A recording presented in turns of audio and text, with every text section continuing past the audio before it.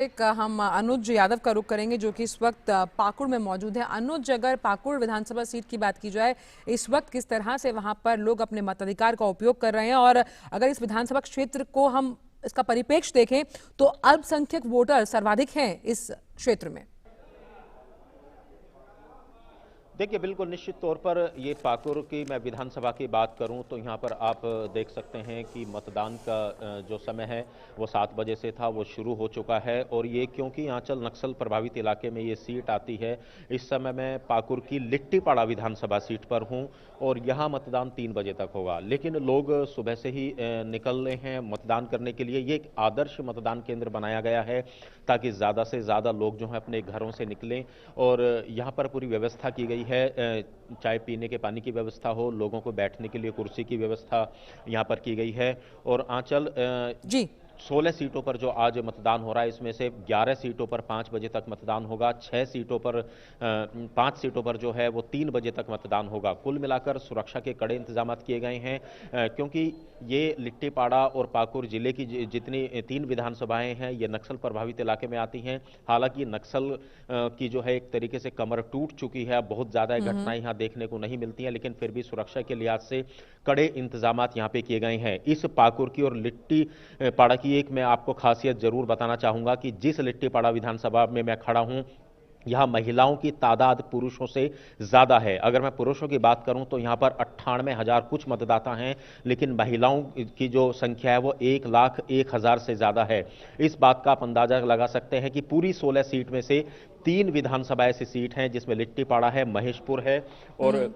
शिकारपाड़ा है। यहाँ महिलाओं की संख्या ज्यादा है। और पूरे 4 चरणों के अंदर आंचल, आपसे जब पहले चरणों में भी बात हुई थी, इस बात को हमने तस्वीरों के माध्यम से, डीडी न्यूज के माध्यम से दिखाया था कि किस तरीके से महिलाएं ज्यादा से ज्यादा अपने घरों में निकल रही हैं। और जिस तरीके से महिलाओं की संख्या ज्यादा है मतदाता के रूप में, इस बात का भी संकेत है कि झारखंड की जो महिलाएं हैं वो जागरूक भी हैं और लोकतंत्र के प्रति उनकी एक आस्था है कि किस तरीके से वो वोट के माध्यम से एक बड़ी चोट कर सकते हैं और अपने इलाके का विकास कर सकते हैं। तो कुल मिला के बाकी 4 चरणों की तरह आज 5वें और आखिरी चरण में भी एक उत्साह मतदाताओं के अंदर लगातार नजर आ रहा है। बिल्कुल, और उसी उत्साह की बानगी हम देख सकते हैं। आपके पीछे सेल्फी पॉइंट बना हुआ है, जो फर्स्ट टाइम वोटर्स है वो वहां पर आकर अपनी फोटो खिंचवा सकते हैं, तो हम यहीं से देख पा रहे हैं। लेकिन अनुज, अगर बहुत संक्षिप्त में आपसे जानना चाहूंगी कि कौन कौन से ऐसे उम्मीदवार हैं जिनकी किस्मत आज दांव पे लगी है, और खास तौर पर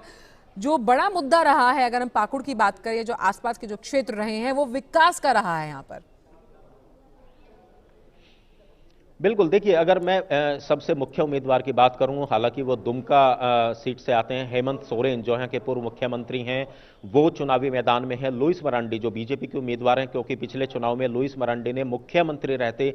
हेमंत सोरेन को हरा दिया था। सबकी नजरें इसी बात पर हैं कि क्या इस बार हेमंत सोरेन, हालांकि 2 सीटों से चुनाव लड़ रहे हैं, क्या वो इस बार जीत पाएंगे, नहीं जीत पाएंगे, क्या लुइस मरांडी एक बार फिर से वापसी करेंगी, ये एक चर्चा का विषय इस 5वें चरण में जरूर है। और दूसरी बात जो आपने कही विकास की, क्योंकि ये पत्थर का इलाका है, यहाँ पर पत्थर की चट्टानें हैं और पत्थर यहाँ से निकलता है और जो बांग्लादेश दूसरे राज्यों के अंदर भी जाता है। लेकिन उसके बावजूद यहाँ बड़े, ठीक है, एक तरीके से हम कह सकते हैं कि आर्थिक मजबूती ये इलाका जरूर देता है, लेकिन फिर भी यहाँ क्योंकि आदिवासी इलाके ज्यादा आते हैं, आज भी यहाँ जो बुनियादी सुविधाओं की जो दरकार है लोगों को, उसी उम्मीद के चलते आज अपने घरों से लोग निकल रहे हैं। उनका मानना है कि जो एक पलायन का एक सबसे बड़ा मुद्दा यहाँ देखने को मिलता है, लोगों को यहाँ पर रोजगार मिले, यहाँ पे छोटे जो लघु उद्योग धंधे हैं उनकी संख्या,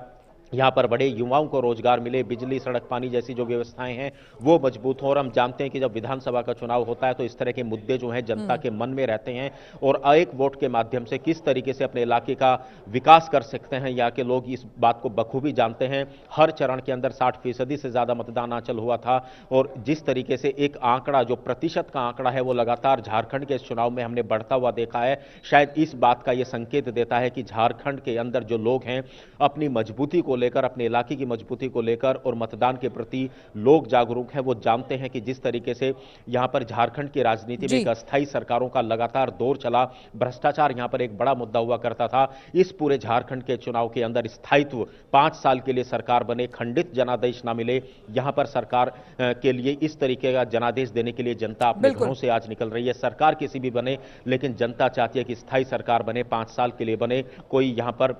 किसी तरीके से, क्योंकि लंबे समय से हम देखते रहे थे 5 साल सरकार नहीं चली, सिर्फ अगर वर्तमान 5 साल को छोड़ दें जी आंचल। बहुत अहम बात आपने कही और जिस तरह से आप पाकुड़ में खड़े हैं तो